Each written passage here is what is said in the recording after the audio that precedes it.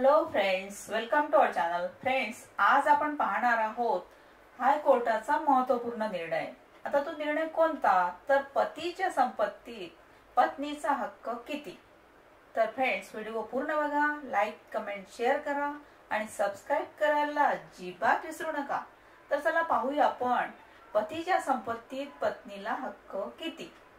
तर गृहिणीला तिच्या पतीच्या संपत्तीच्या अर्ध्या भागावर हक्क आहे. म्हणजे पतीची जी संपत्ती आहे त्या संपत्तीवर अर्धा हिस्सा जो असतो तो पत्नीचा असतो, असे मद्रास उच्च न्यायालयाने हा निर्णय दिला आहे.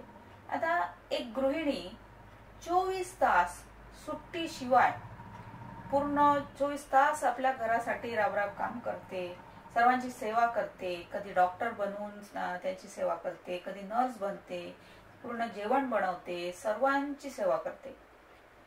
कधी रविवार नसतो, कधी सुट्टी नसते.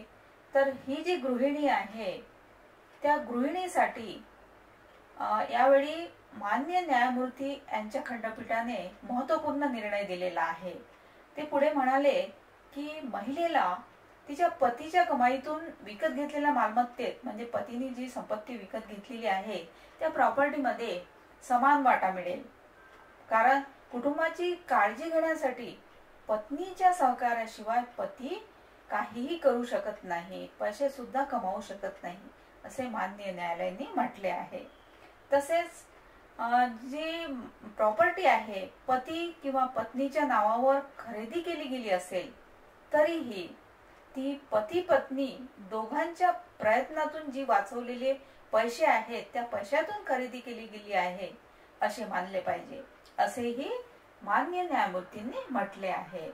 आता मान्य उच्च न्यायालयाने काय म्हटले तर पती आणि मुलांच्या संगोपनासाठी स्वतःला झोकून दिल्यानंतर स्त्री ही प्रत्येक वस्तूवर समान भागीदार असते. म्हणजे पतीच्या प्रॉपर्टीवर तिचा समान हक्क असतो. आता गृहिणीच्या योगदानाची दखल घेण्यासाठी अद्याप असा कोणताही कायदा तयार करण्यात आलेला नसला तरीही मान्य न्यायालय या योगदानाची ओळख पटवून देऊ शकतात. आता महिलांना त्यांच्या कुटुंबाप्रती दिलेल्या समर्पणाचे प्रतिफळ मिळाल्यास त्यांना योग्य न्याय मिळेल असे मान्य न्यायालयाने म्हटले आहे. तर फ्रेंड्स, हा होता महत्त्वपूर्ण निर्णय, प्रत्येक पत्नीसाठी महत्त्वपूर्ण निर्णय होता. थँक्यू.